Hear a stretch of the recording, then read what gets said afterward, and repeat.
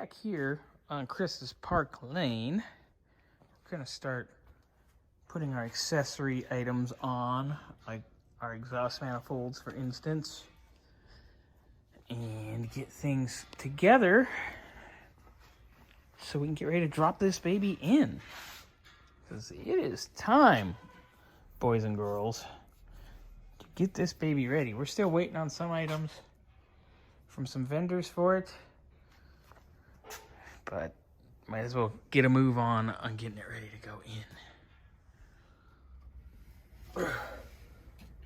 As he's working on the box, we already know that we're squared up, so we don't care where the wheel turns now. Working it in. Wes, the machine over here, he's got our steering box in and mounted, taken care of, all bolted in, looking fine. We got her all centered up too, so. Even the bolts match. Yep, it's perfect. That's in.